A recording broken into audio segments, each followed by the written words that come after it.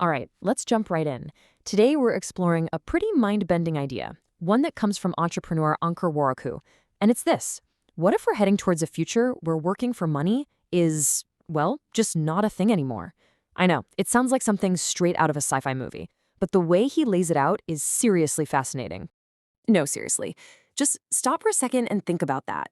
What if you never had to worry about paying for rent or food or any of your bills ever again? Imagine a job being something you get to do because you want to, not because you have to. And look, this isn't just some fantasy. It's a real future that some very smart people are actually starting to map out.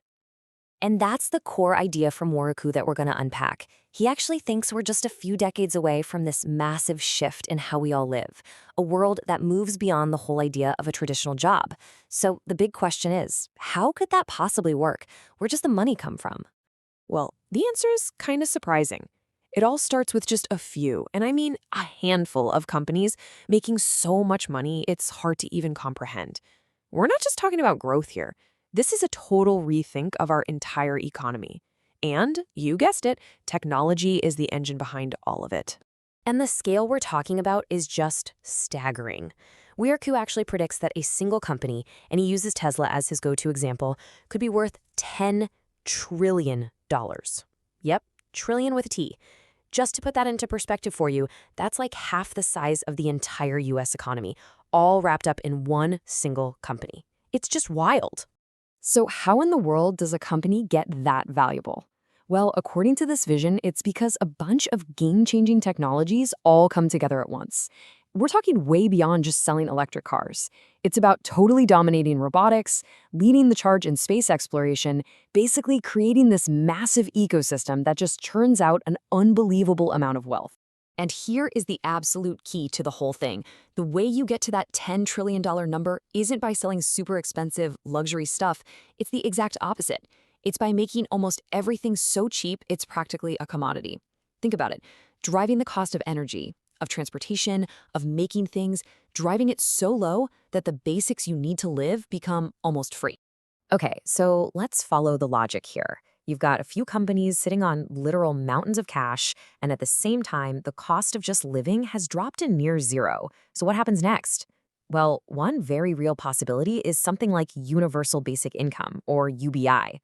Warikoo suggests that this enormous wealth, maybe through taxes, maybe through something else entirely, could just be given out to everybody, making sure all our basic needs are covered without anyone having to work a 9 to 5. Now, to really wrap your head around this future, we actually need to take a step back, way back, because this whole idea of a job, a 9 to 5 that defines who we are, it feels like it's been around forever, right? But as Warikoo points out, if you look at all of human history, it's actually a super recent invention. And he uses this brilliant analogy to make the point. He says the invention of the job is a lot like the invention of breakfast. The idea that it's the most important meal of the day, that wasn't some biological fact. It was basically a marketing campaign to sell more cereal. For most of history, people just ate when they were hungry.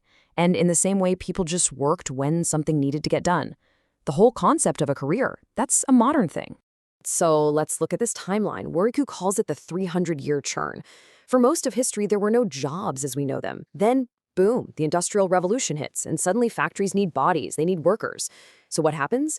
An entire school system gets built, not really to create deep thinkers, but to create specialists for the factory line. The VP of tires or the head of steering wheels. Then you introduce debt, loans and mortgages to trap those workers. And now technology might actually be the key to getting us back out. I mean, just look at the difference here. It's such a stark contrast. On one side, you have life before the job, where you worked when you needed to, following the natural rhythm of things. On the other side, you have the world we know. Scheduled work, long commutes, climbing the career ladder, and being buried in debt. This modern system basically created a world where our time isn't really ours anymore. And here's how that trap actually works, step by step. It's a really powerful cycle when you think about it. First, the education system trains you for one specific role. Then you get a job and a salary.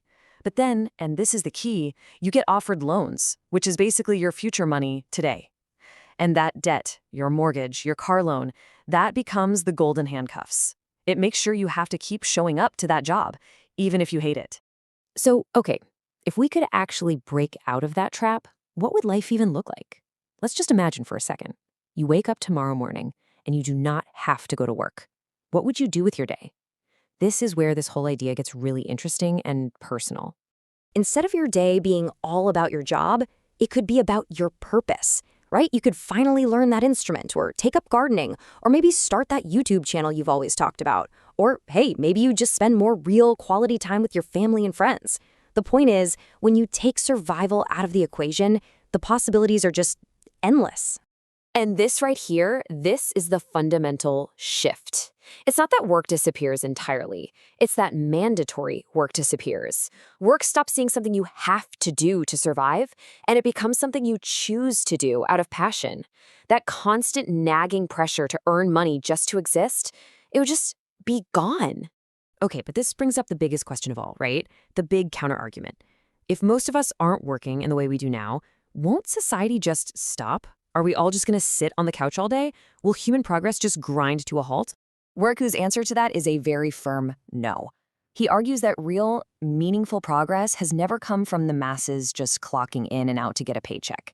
It comes from a very small group of people who are completely passionate, maybe even obsessed with what they do.